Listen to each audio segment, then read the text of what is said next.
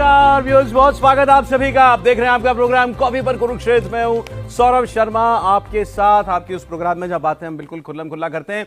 और व्यूअर्स, आज हम बात करेंगे दिल्ली के चुनाव की, लेकिन दिल्ली के चुनाव में कैसे हिंदुत्व का जोरदार छौंक लगने वाला है, आज चर्चा यहां से शुरू करेंगे।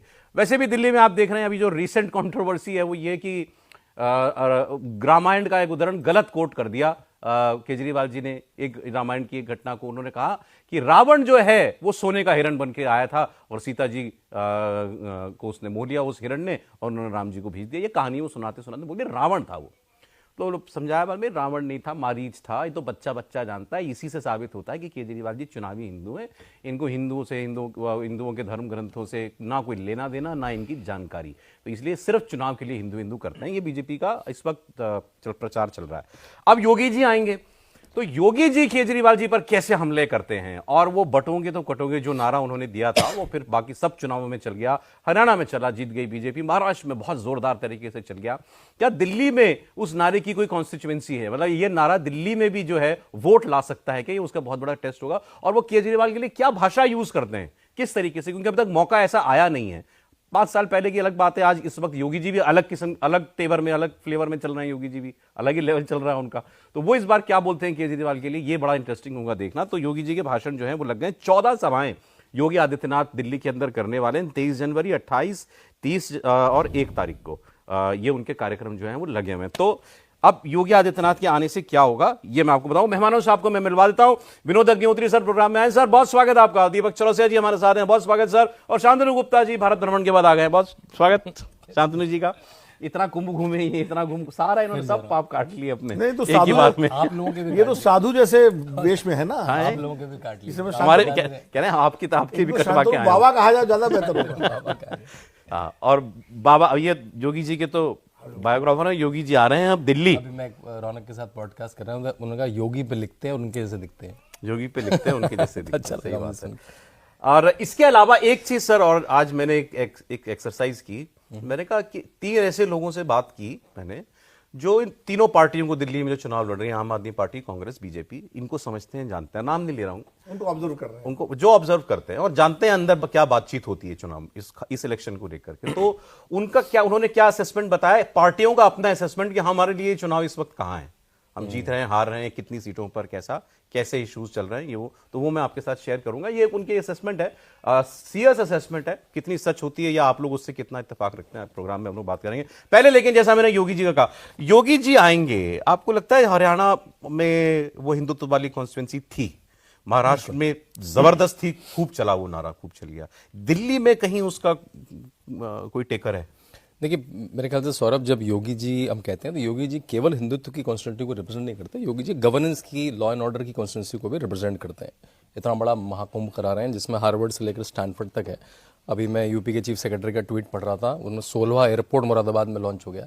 जब इतना बड़ा कुंभ चल रहा है तो यूपी की पूरी team world economic forum Davos गई हुई है। तो हमने ये हमारी भी एक है कि हम योगी जी के 40 मिनट के 50 मिनट के भाषण में वो टॉयलेट भी बताते हैं, वो सड़क भी बताते हैं, हमें उतना ही सुनाई देता है क्योंकि वही टीआरपी भी बनाते हैं। जोर से वो यही बोलते हैं, दोनों ही जोर से बोलते हैं, माइक उतना ही होता है, उतना ही बोलते हैं। लेकिन हाँ बिल्कुल, अगर आप कह रहे दिल्ली दंगे जब ट्रंप आए थे तो यहीं इसी दिल्ली में हुए थे ना, वो हिंदू मुस्लिम ही झगड़े थे, तो क्यों नहीं कॉन्स्टिट्यूंसी पूरी है।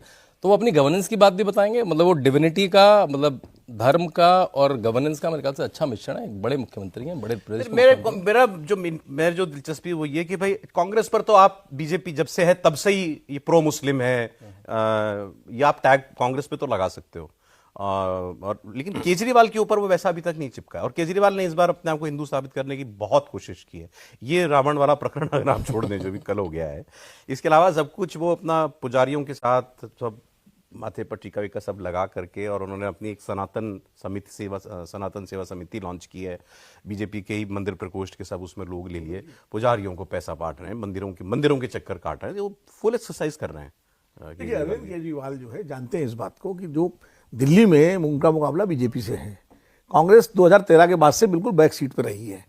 तो जो माइनॉरिटी वोट है, मुस्लिम वोट है, वो तो उनको मिलना ही मिलना है, इसलिए वो हिंदू कॉन्स्टिट्यूएंसी को भी एड्रेस करते हैं। इस बार नहीं, वो 2020 का चुनाव देखिए ना, और क्या 2020 के चुनाव में हिंदुत्व का बीजेपी ने कोशिश नहीं की? अमित शाह जी तो गली गली घूमे थे, बाकायदा एक पर्चे खुद बांटे उन्होंने। अनुराग ठाकुर का वो भाषण याद कीजिए, प्रवेश वर्मा का वो याद कीजिए, उस अमित जी का वो भाषण की यहाँ बटन ऐसा दबाओ कि शाहीन बाग में करंट लगे, तो ये सारे भाषण गोली मारो वाला और ये प्रवेश वर्मा की मुसलमान आएंगे लड़कियां उठा ले जाएंगे, ये सब चीजें तो पिछले 2020 में भी खूब हुई और शाहीन बाग का धरना चल रहा था, पूरा पोलराइजेशन का माहौल था, लेकिन वो चला नहीं। इतना फायदा बीजेपी को हुआ कि 34% से 38% पे उनके वोट बढ़ गए, सीटें 3 से 8 हो गई, ये इतना फायदा हुआ। बाकी वो 67 से 62 हो गए वो, तो क्योंकि केजरीवाल जी ने हनुमान जी को शुरू कर दिया, वो कनॉट प्लेस चले गए, हनुमान मंदिर में हनुमान चालीसा पढ़ना और पूरा उन्होंने हिंदुत्व वाला प्लैंक अपना रखा साथ में। तो ये इस स्ट्रेटेजी को शुरू से जानते हैं। और गुजरात का चुनाव देखिए, गणेश लक्ष्मी की तस्वीर होनी चाहिए नोट पर, ये तो केजरीवाल जी ने ही कहा था गुजरात चुनाव में। तो वो अपने जो सेकुलर पॉलिटिक्स है इंडिया गठबंधन के साथ रहते हुए जो उनकी है एंटी बीजेपी वाली, उसके साथ साथ वो हिंदुत्व की पॉलिटिक्स भी खुल करके नहीं, आपने ठीक कहा, पिछले चुनाव में सब कुछ हुआ था और उस वक्त तो दिल्ली में इशू ही चल रहा था, शाहीन बाग वाला चल रहा था। अच्छा, जैसे योगी जी की वाली बात, देखिए योगी जी जाएंगे तो निश्चित रूप से माहौल तो सरचार्ज होगा, क्योंकि योगी जी जाते हैं तो चार्ज होता है माहौल, वो इस तरह से उनको वक्ता है वो। लेकिन आप मत भूलिए, हरियाणा में एक पॉकेट है जहां ये चला होगा, वो आपका मेवात वाला, बाकी जगह नॉन जाट और जाट वाला ज्यादा चला। महाराष्ट्र में चला होगा लेकिन झारखंड में नहीं चला, झारखंड में भी योगी जी गए थे, आप देखो ना। और जम्मू कश्मीर में उल्टा हो गया, वहां वैली में जो मुसलमान थोड़ा बहुत वोट देना चाहते थे वो भी सबको पोलराइज हो गए। आप जैसी जानकार आदमी ने ये कहा, बात चल रही थी कि हिंदुत्व कहीं चल जाता है कहीं नहीं चल जाता। मैं कहना था कि अगर जमीन पर जो सरकार है उसके खिलाफ थोड़ा भी माहौल है, एंटी इनकम्बेंसी जैसा कुछ है, और आपको लगता है आप इलेक्शन में कहीं हो, तब आप अगर ये हिंदुत्व वाली बात करते हो तड़का, तो वो तड़का जो है कुछ लोगों का या तो मन पक्का कर देता है और थोड़े बहुत उधर से खींच के इधर ले आता है। लेकिन उसके लिए जमीन पर जो इंकम्बेंट गवर्नमेंट है उसके खिलाफ माहौल थोड़ा बहुत होना चाहिए, वो शायद पिछली बार नहीं था। और बीजेपी इस बार कह रही है ये इलेक्शन केजरीवाल के लिए 2015 या 20 वाला इलेक्शन नहीं है। इस बार निश्चित रूप से 2015-2020 का इलेक्शन नहीं है केजरीवाल के लिए। आम आदमी और इसलिए हिंदुत्व का कार्ड चलने का चांस है। और आम आदमी पार्टी के जो लोग हैं वो इस बात को समझ रहे हैं। लेकिन मैं एक बात बताऊं, हिंदुत्व का कार्ड चलने का चांस तो है, लेकिन हिंदुत्व का कार्ड अगर बीजेपी ज्यादा चलेगी तो फिर बाइपोलर इलेक्शन हो जाएगा। और जो वोट एंटी बीजेपी वोट, उसमें मुस्लिम भी है, दलित भी है, जो कांग्रेस की तरफ थोड़ा बहुत जा सकता है, वो वापस अगर आम आदमी पार्टी के पास लौट गया तो फिर मामला बाइपोलर हो जाएगा। मैं ये नहीं कह रहा हूं 60 पार होगा या 55 पार होगा, लेकिन फिर भी मुसलमान उतना ही पक्का हो जाएगा आम आदमी पार्टी। मुसलमान भी, दलित भी, जो एंटी बीजेपी वोट है, मैं एंटी बीजेपी वोट जब बात करता हूं उसमें मुस्लिम भी आता है और दलित वोट भी आता है जो बीजेपी को वोट नहीं देता है सारे। तो क्यों पिछली बार जो एक दलित संगठन का जो सर्वे है दिल्ली का, नेकडोर का, उसके अनुसार पिछले 2020 में 54% वोट दलितों का मिला था आम आदमी पार्टी को और 33% वोट मिला था बीजेपी को। इस बार क्या कह रहे हैं? और 10% मिला था कांग्रेस पार्टी को। इस बार उनका कहना है अभी जो स्थिति है उसमें वो वोट घट के 44% हो गया है आम आदमी पार्टी 10% दलितों का, हाँ 10% का नुकसान, और बीजेपी का 1% का नुकसान है, वो 32% है, और कांग्रेस का 11% का फायदा है, वो 21% है। अगर ये ज्यादा हिंदुत्व हुआ तो फिर वो जो 10% इधर कम हुआ उधर बढ़ गया और यही मुस्लिम, तो फिर आम आदमी पार्टी फिर कंफर्टेबल हो जाएगी। दुधारी तलवार है, दुधारी तलवार है। इससे बेहतर यह है कि गवर्नेंस पे अगर बीजेपी फोकस करे, हिंदुत्व का तड़का तो लगाती है बीजेपी, माने हिंदुत्व, योगी जी माने हिंदुत्व, हिंदुत्व का वोट बीजेपी के अलावा किसको जाएगा? सर, योगी जी के आने का क्या कुछ असर होगा चुनाव में? इम्पैक्ट पड़ेगा। पिछली बार भी उनका 3-4% वोट बढ़ा था और आपको शाहीन बाग का बैकड्रॉप पता होगा। लेकिन 2020 में अरविंद केजरीवाल ने वही कहा था कि आपने देखिए फिर दिल्ली इनको मतलब दिल्ली में आपने प्रधानमंत्री मोदी को 303 सीटें दे दी, और अरविंद केजरीवाल जान चुके थे लोकसभा चुनाव के बाद कि उनको तैयारी कैसे करनी है, किस तरीके से करनी है। इस बार भी उन्होंने तैयारी अच्छे से शुरू की। लेकिन केजरीवाल की जो मेन इमेज थी कट्टर ईमानदार वाली, फ्री बिजली पानी वाली, उसका तोड़ सभी पॉलिटिकल पार्टी दे चुके हैं। एक दूसरा सबसे बड़ा महत्वपूर्ण सवाल है कि योगी जी आने के बाद क्या होगा। योगी जी जैसा भाई ने कहा कि योगी जी विकास और साथ ही साथ हिंदुत्व वो खुद हैं, विकास और लॉ एंड ऑर्डर उन्होंने करके दिया है।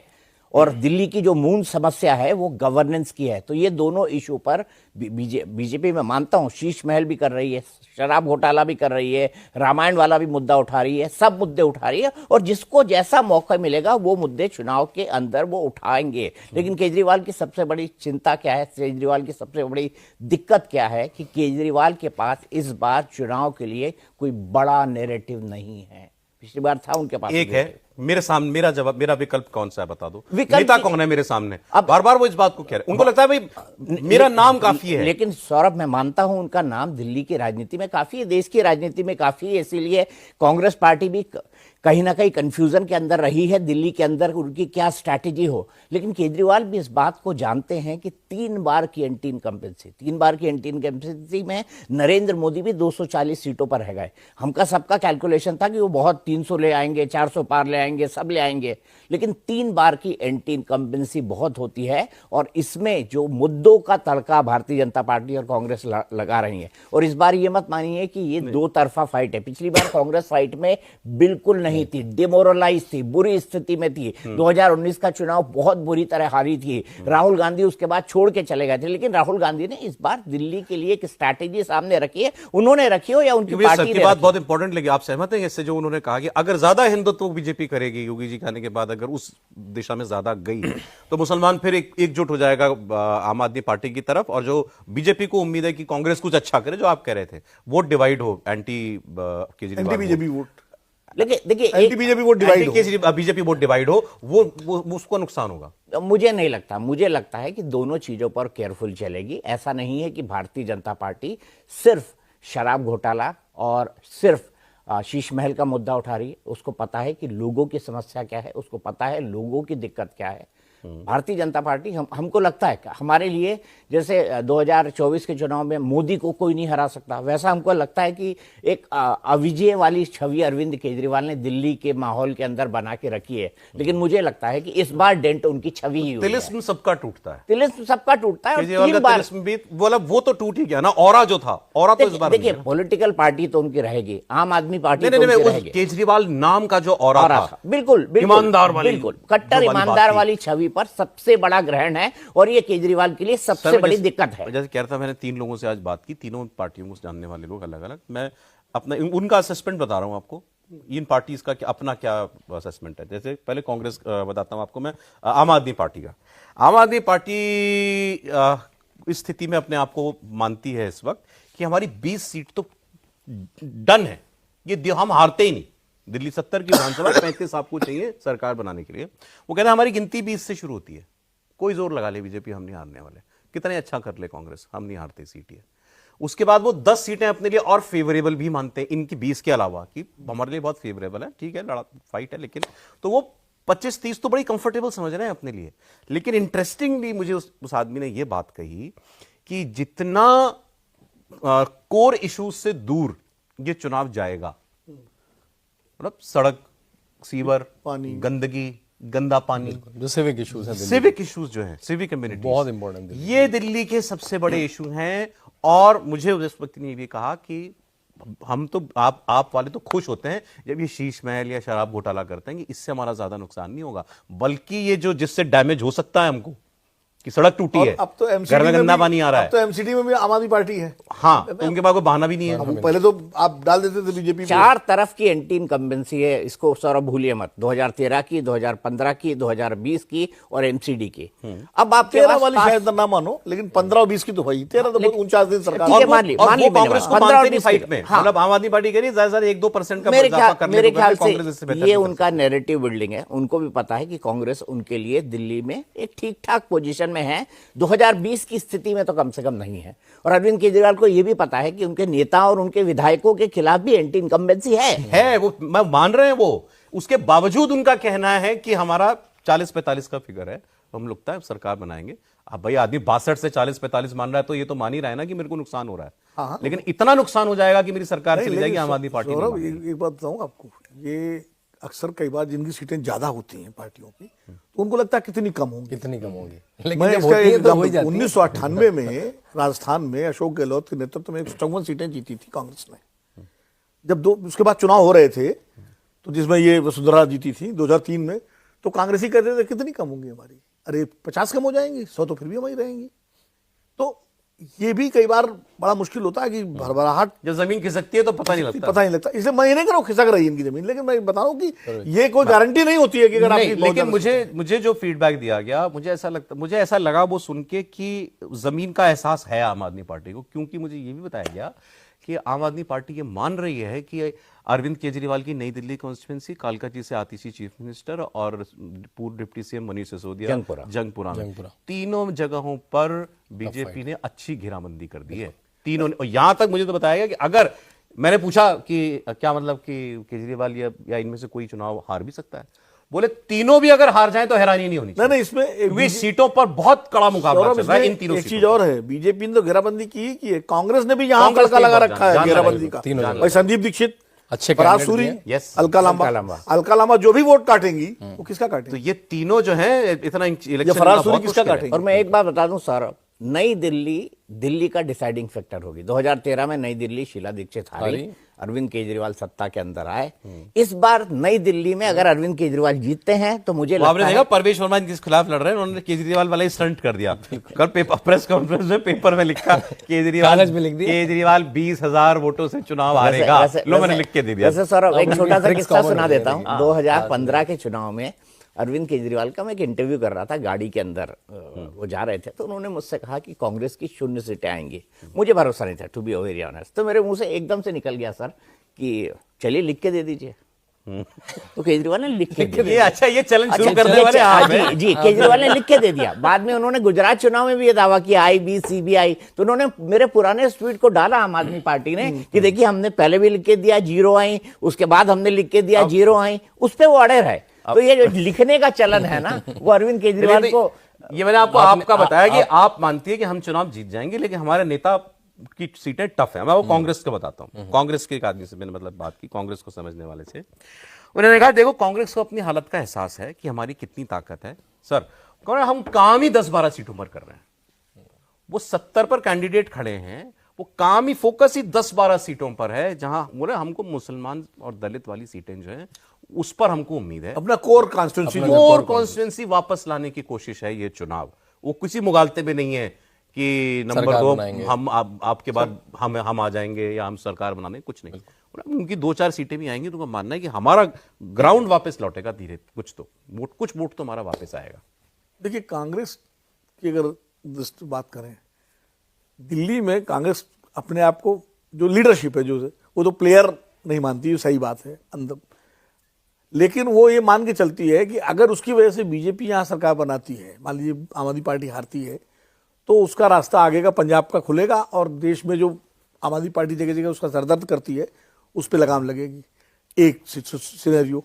दूसरा सिनेरियो कि मान लीजिए आम आदमी पार्टी फिर सरकार बना लेती है, 40 सीटें ले आती है, 42 सीटें ले आती है, और कांग्रेस की भी 2-4 सीटें आ जाती हैं, तो कांग्रेस कह के देखिए हमने बीजेपी को हरा दिया, बीजेपी हार गई, इंडिया गठबंधन जो है ठीक है, हम लड़े आपस में, लेकिन कुल मिला के हमने एक झटका दे दिया नरेंद्र मोदी को, बीजेपी को।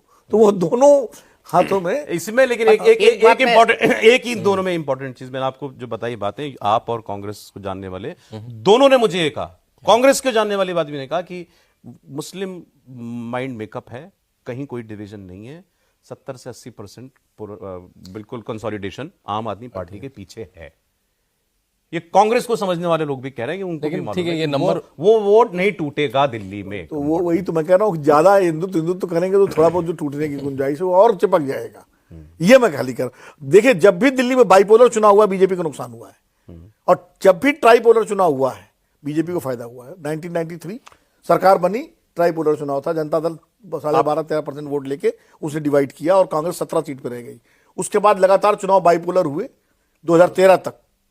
बीजेपी अभी तक आपके हिसाब से क्या बाइपोलर है या है त्रिकोणीय? देखिए, बीजेपी का फायदा तो त्रिकोणीय में है। नहीं, आपको लगता है कांग्रेस कुछ भी कर रही है इस बार जमीन पर? कोशिश पूरी कर रही है, सीटों पे तो कर ही रही है, जैसे कुछ सेट हैं जो 8 सीटें, कोशिश तो कांग्रेस कर रही है, इसमें कोई दो राय नहीं है। अब कितना उसको रिस्पांस मिलता है ये थोड़ा कहना अभी मुश्किल है। मुझे लगता है कि 26 जनवरी के बाद ये पदयात्राएं वगैरह राहुल गांधी की जो होनी है, प्रियंका गांधी का कैंपेन थोड़ा जोड़, तब उसका इंपैक्ट क्या होता है, इससे थोड़ा सा अरे इंटरेस्टिंग। जैसे आप वाले व्यक्ति ने मुझे कहा कि भाई उनको मालूम है कि मुस्लिम वोट, दलित वोट, उनको लगता है दलित वोट, जैसे आपने बताया ना पिछली बार 54% गया था, उनको इस बार भी उम्मीद है कि मुसलमान नहीं टूटेगा, दलित वोट हम रिटेन करेंगे। और इसके अलावा झुग्गी झोपड़ी, अनऑथराइज्ड कॉलोनीज, आम आदमी पार्टी मानती है ये वोट हमारा बीजेपी नहीं ले जा पाई है, और इसीलिए बीजेपी ने इस बार, आपने गौर किया, झुग्गी झोपड़ी में बहुत काम किया है। इनके नेता रुके हैं, रातें इन्होंने वही कैरम खेलने वाली बात बार बार हो रही है ना कि ये रात में इनके साथ कैरम खेलते हैं, फिर झुग्गी झोपड़ियों के लोगों बीजेपी को वो इनकी कोर खाली करा कॉन्स्टिट्यूंसी के। पर मुसलमान वोट तो नहीं ला सकती, बट लेकिन जो दूसरी कोर कॉन्स्टिट्यूंसी है उनकी झुग्गी झोपड़ी और अनथरस कॉलोनी, वहां बीजेपी ने इस बार काफी मेहनत बट सौरभ, ये काम बीजेपी और आरएसएस ने काफी पहले से शुरू कर दिया था। आज की बात नहीं है, ये आज का काम नहीं है, ये काम काफी पहले से शुरू हो गया था। इनफैक्ट लोकसभा चुनाव के तुरंत बाद से शुरू हो गया था, क्योंकि उनको पता था कि क्या कोर्स करेक्शन करनी है, जितनी मेरी जानकारी है उसके हिसाब से। और पिछली बार लोकसभा चुनाव के तुरंत बाद अरविंद केजरीवाल फुल फोर्स से दिल्ली के अंदर उतर के आ गए थे। इस बार भी आए हैं, लेकिन इस बार उनके सामने चुनौतियां कई हैं। इस बात को बेहद अच्छी तरह समझते हैं, क्योंकि उनके पास बॉल पास करने के लिए कोई और गोल पोस्ट नहीं है। अब वो ये नहीं कह सकते दिल्ली इसलिए गंदी है क्योंकि एमसीडी मेरे पास नहीं है, बीजेपी के पास है। अब आप ये नहीं कह सकते कि प्रदूषण इसलिए वो उत्तर प्रदेश को जिम्मेदार है क्योंकि पंजाब से, वो तो सैटेलाइट पिक्चर्स भी आ गए ना, कब कब पंजाब के अंदर पराली जलती है। तो आप इन चीजों को, इन पॉइंट्स को नजरअंदाज नहीं कर सकते। अब बीजेपी का देखिए, एक चीज और assessment सुन बताऊंगा, लीजिए। हाँ सर, जो दलितों वाली बात आप बात कर रहे थे ना, एक और इंटरेस्टिंग फैक्ट सर्वे में आया है। नैकडोर का जो सर्वे है जिसकी मैंने चर्चा की, उसमें एक और इंटरेस्टिंग बड़ा रोचक तथ्य है। तथ्य यह है कि ओवरऑल दिल्ली में, दिल्ली का ही सर्वे है, दिल्ली की 70 सीटों का, और दलितों का स्पेसिफिक है। उनका कहना बाकी जो सर्वे होते हैं उसमें सब मिक्स्ड होता है, ये स्पेसिफिक दलितों का है। आज भी दिल्ली के दलितों में सबसे पॉपुलर नेता नरेंद्र मोदी हैं उस सर्वे के मुताबिक। अच्छा, करीब 37-38% के आसपास उनकी पॉपुलरिटी है। और आश्चर्यजनक रूप से नंबर 2 पर राहुल गांधी है, 32 से 33%। दलितों के बीच में, दलितों के बीच लोकप्रियता में में, ओके। ओवरऑल। और लेकिन अभी अगर- दिल्ली का बता रहे हैं ना? दिल्ली का। और वो सर्वे नैकडोर का सर्वे है, नेट पे है, देख लीजिएगा। और उसके बाद अरविंद केजरीवाल तीसरे नंबर पे है, 17-18% पे है, और मायावती चौथे नंबर पे 3% पे, जो मतलब जबकि वो दिल्ली की बेटी है। और उसका अगला ये जो है इंटरेस्टिंग फैक्टर ये भी है कि दलित महिलाओं में नंबर 1 पे राहुल गांधी है पॉपुलर, उसके बाद मोदी जी है, फिर अरविंद केजरीवाल, फिर मायावती। ये नैकडोर के सर्वे का। लेकिन वोट दलितों ने पिछली बार किया आम आदमी पार्टी हाँ, के नहीं, साथ। वो कहते हैं। और तीसरी बात उसकी है कि मैक्सिमम 38% दलित जो है ये कहते हैं कि हमारे हित कांग्रेस साथ सुरक्षित हैं, लेकिन हम वोट उसमें ऐसे भी शामिल हैं जो वोट बीजेपी या आम आदमी पार्टी को दे रहे हैं। क्यों? वो कहते हैं कांग्रेस कहीं लड़ाई में नहीं है। तो ये उस सर्वे का, चूंकि कल ही रिलीज किया उन्होंने, तो ये दिलचस्प पहलू लेकिन है सर, आप जो चुनाव को इसी- प्रभावित कर सकते हैं। लेकिन कहाँ- इसमें जो मेरी आपने जितनी जानकारी दी इस रीडिंग की, इसमें रीडिंग तो ये है कि जो अरविंद केजरीवाल को दलितों का 50% से ज्यादा वोट पिछली बार मिल गया था, इस बार वो हर लिहाज से लोकप्रियता में तीसरे नंबर की पार्टी है। अरविंद केजरीवाल, आम आदमी पार्टी अभी भी 44% पे है दलितों के वोट में। फिर भी 10% डाउन आई है, जो बड़ा परसेंटेज है। एज ए लीडर की बात हो रही थी, उसमें तीसरे नंबर। बीजेपी का पता किया सर कि बीजेपी वालों को क्या लग रहा है, तो आम आदमी पार्टी की तरह ही बीजेपी भी कॉन्फिडेंट है कि हम इस बार सरकार बनाएंगे। उनका मानना हम 35 पार तो जा रहे हैं। इससे पहले नहीं बोलते थे बीजेपी वाले, अंदर खाने भी नहीं, प्राइवेटली भी नहीं बोलते थे। बता देता ना आप किसी कि भाई कैसा इलेक्शन कैसा है, निकलेगा क्या लग रहा है, तो वो कॉन्फिडेंस नहीं झलकता था। इस बार कॉन्फिडेंट है बीजेपी अंदर से, ये हमारा बेस्ट चांस है, और मे बी हम वहां मैजिक फिगर तक पहुंच गए हैं अभी चुनाव में, उनको ऐसा लगता है। उसकी वजह मैंने पूछा क्यों भाई इतना कॉन्फिडेंस पहली बार क्यों है, बोले पहली बात तो एक वो ये मान रहे हैं कि इससे पहले अरविंद केजरीवाल का जो सपोर्टर था वो कुछ सुनने को ही तैयार नहीं होता था। उसको आप दिल्ली में कुछ भी दिखा दो, मैं उसके घर के बाहर कूड़े का पहाड़ दिखा दूं, वो तो भी नहीं मानता था। वो कहता ठीक तो केजरीवाल ही करेगा। इमेज ये थी, ईमानदार आदमी आया है, करेगा तो यही, तुम सबको देख लिया हमने, अब इसी को ट्राई करना है, इसको टाइम देंगे हम। वो अब नहीं है। इस बार दिल्ली का चुनाव इस वजह से ना तिलिस्म नहीं है केजरीवाल का, वो ऑरा नहीं है। जब ऑरा नहीं है और अब उसको सब कुछ जो अपने आसपास कुछ भी गलत दिखाई देगा तो उसको केजरीवाल याद आएगा।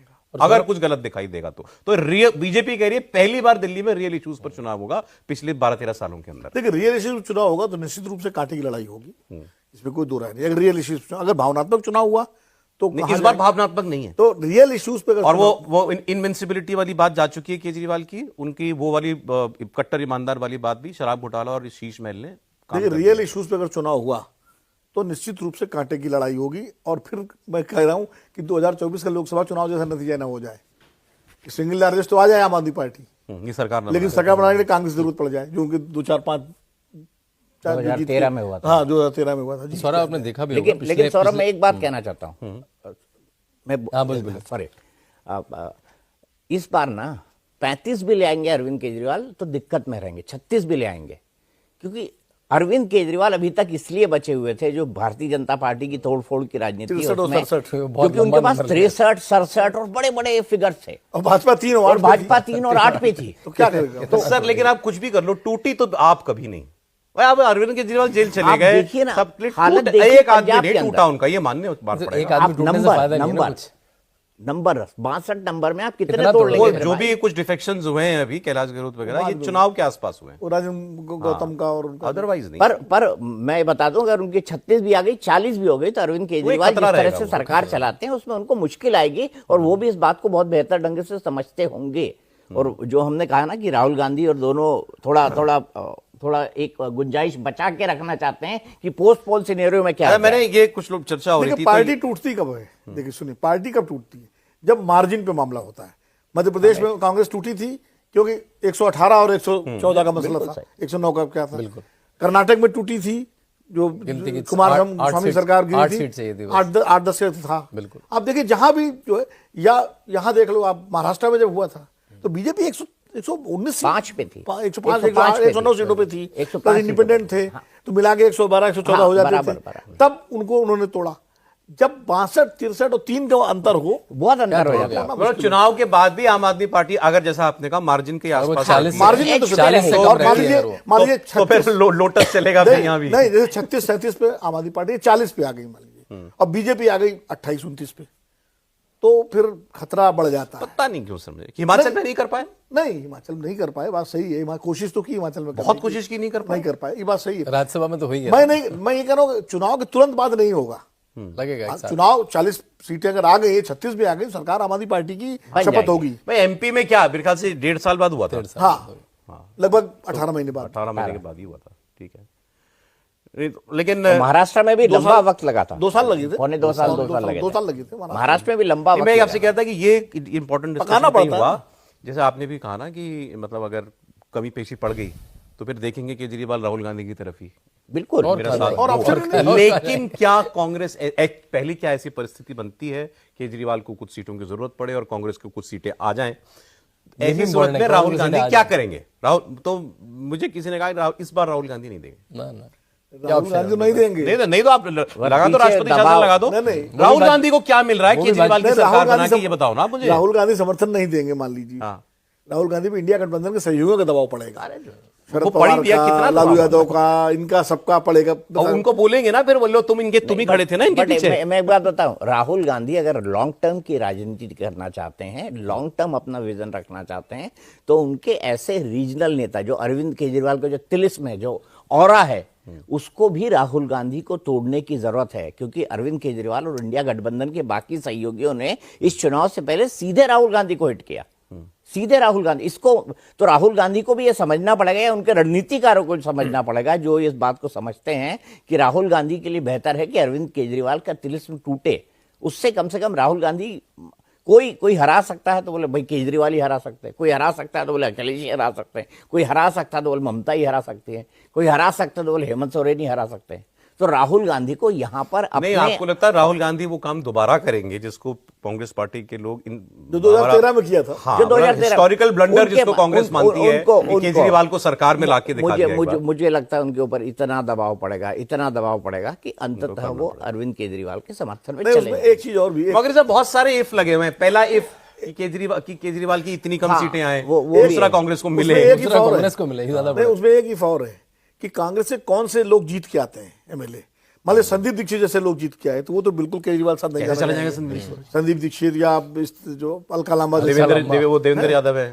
लेकिन अगर मान लीजिए उस टाइप के लोग जीते चांद से, जिनको हम लोग नाम ही नहीं जानते, जो हाँ कोई रहती है हाँ निकल जाता है जीत कोई गया 5 आदमी से, तो फिर उसमें ये भी होगा कि टूटने का खतरा भी होगा, क्योंकि नंबर ज्यादा होंगे नहीं, तो तोड़ने में आसानी दो होगी। तिहाई कुछ बनता ही नहीं है। तो इसलिए वो सब फिर बीजेपी तोड़ेगी कि आम आदमी पार्टी तोड़ेगी, कौन तोड़ेगा पता नहीं। नहीं आपको, लेकिन जो बीजेपी ने अपनी वजह बताई कि भाई इस बार मतलब उनका पहला तो कहना ही था कि भाई एंटी इनकम्बेंसी है, केजरीवाल अब वैसी कोई कट्टर और ईमानदार वाली छवि उनकी नहीं रह गई है, एंड उनके कोर वोट पर हमने काम किया है इस बार। आपको कन्विंसिंग लगती है? बिल्कुल लगता है। बीजेपी ने फेसलेस चुनाव लड़ा है। बीजेपी जब इससे चुपचाप वाला फेसलेस चुनाव लड़ती है आरएसएस के थ्रू, और जो उनके यंग प्रवक्ता हैं, चाहे शहजाद हो चाहे प्रदीप भंडारी हो, उनके आप बॉल पे जाइए, डेली वो किसी नाली के पास बैठे हैं, किसी खड़ंजे के पास बैठे हैं, किसी बस्ती में बैठे हैं और 4 वीडियो बना रहे हैं, देखिए ये है इनका स्कूल, ये है इनका अस्पताल। और पिछले 3 महीने से आप शहजाद की वॉल देख लीजिए, आप प्रदीप भंडारी की देख लीजिए, ये लगे हैं और उसमें सब में लाख लाख व्यू हैं। तो बात तो है, वो सिविक इशू पे लेके जा रहे हैं कि आपने अस्पताल नहीं दिए, आपने सड़कें नहीं दी, आपके पास एमसीडी है, तो उन्होंने ले तो गए वो मुद्दा। अब वो एक एक सीट पे जिस तरह से आरएसएस कर रही है, आरएसएस के किसी भी आरएसएस के करीब 36-35 प्रकोष्ठ है, बहुत जोर से लगे हैं, सब बैठ के कर रहे हैं। तो जो चुपचाप वाला चुनाव हरियाणा में था, वो मुझे दिल्ली में दिख तो रहा है।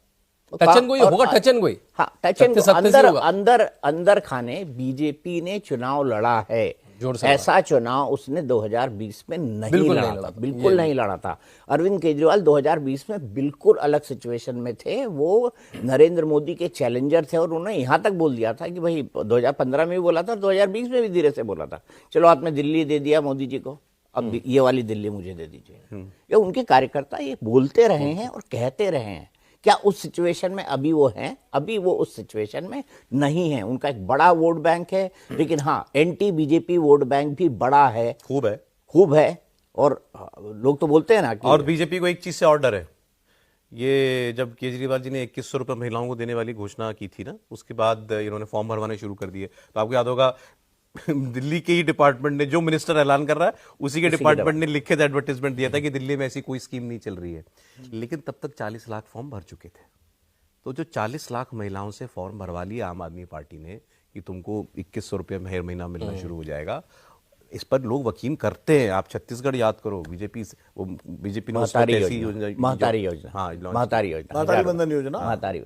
ने ऐसे फॉर्म भरवाए थे। हाँ, फॉर्म भरवाए थे।